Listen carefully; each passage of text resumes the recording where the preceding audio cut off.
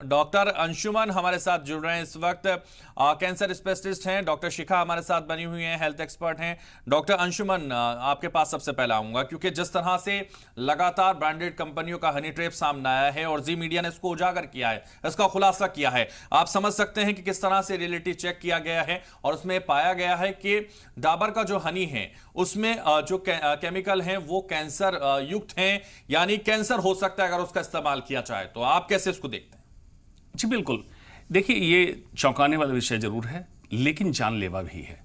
इसमें hydroxy methyl फरफुराइल जो chemical पाया गया, खास बात यह है कि बाद में कन्वर्ट होकर एचएमएफ एसएमएफ में भी हो जाता है। दोनों गजब तरीके का साइटोटॉक्सिक मतलब हमारी कोशिकाओं को नुकसान पहुंचाने वाला, कार्सिनोजेनिक मतलब कैंसर का कारक, और म्यूटाजेनिक परमानेंटली इंसान के डीएनए को डैमेज कर दे, बर्बाद कर दे, तो उनकी आनुवंशिकी भी, आगे होने वाले बच्चे भी खराब हो जाएंगे। इतना इसमें केमिकल है। अब कहिएगा कि है क्या? नेचुरली शहद में ये पाया जाता है। विदेशों में इसकी मानक क्षमता रखी गई है 10, किसी किसी कंट्री में 40, हमारे यहाँ 80 है।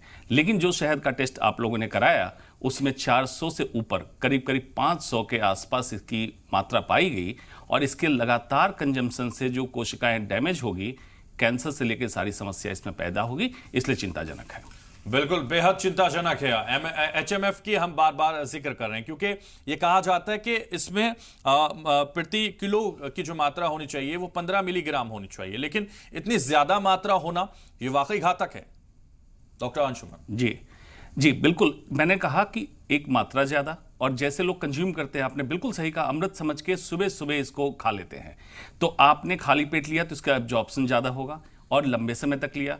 बच्चों को दिया तो बच्चों के बॉडी सरफेस एरिया, बच्चे छोटे होते हैं तो कम जहर भी ज्यादा उसको नुकसान करेगा। तो अगर इसका मिला जुला असर देखें तो आपसे हिडन तरीके से आपके घर तक जहर पहुंचाया जाता है, इसमें कोई दो मत नहीं है। इसलिए बहुत जरूरी है जो भी खाद्य पदार्थ इंक्लूडिंग शहद आप लेते हैं उसके बारे में पूरी जानकारी आपके पास होनी चाहिए।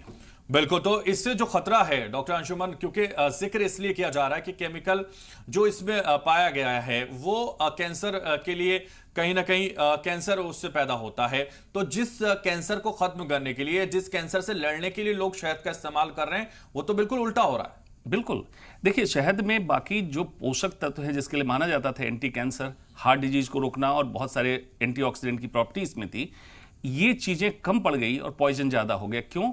3 तरह के मिलावट इसमें पाए जाते हैं, जैविक मिलावट, रासायनिक मिलावट और जो आपने ये देखा, जिसमें जैविक मिलावट में क्लोस्ट्रीडियम एक बैक्टीरिया होता है, वो भी कंटामिनेटेड शहद में मिल जाता है, उसकी जांच इसमें नहीं हुई। Heavy metals, arsenic, cadmium, mercury, lead, इसकी मात्रा मिल सकती है, ये भी कैंसर फॉर्मिंग है। और एचएमएफ एसएमएफ जो मिल रहा है, क्योंकि शहद का ट्रांसपोर्टेशन गर्मी में कंटेनर में लेके जा रहे हैं, दुकानों पे शहद बाहर रखा हुआ है, प्रोसेसिंग में ज़्यादा हीट हो गई, प्रोसेसिंग ओवर प्रोसेसिंग कर दी गई, या इन्वर्ट शुगर सिरप, मक्के के बीज से निकाला हुआ स्टार्च, ये सब डाल दिया जाता है। इसके कारण ये जहरीला होता है और लंबे समय के इस्तेमाल के बाद हार्ट डिजीज, ओबेसिटी, मोटापा जिसको कहते हैं, डायबिटीज और कैंसर जैसी समस्या बढ़ी है, इसमें कोई दो मत नहीं है। तो ये कहा जा सकता है कि ये जो हम मीठा चम्मच ले रहे हैं ये जहर से कम नहीं है, ये जहर ही लोग खा रहे हैं।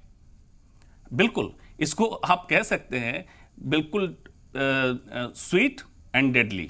अगर एक सेंटेंस में बोलना है तो स्वीट एंड डेडली। इसलिए आप कहिएगा कि शहद खाना भी छोड़ दे, सुबह से लोग मुझे फोन कर रहे हैं शहद खाना छोड़ दें क्या?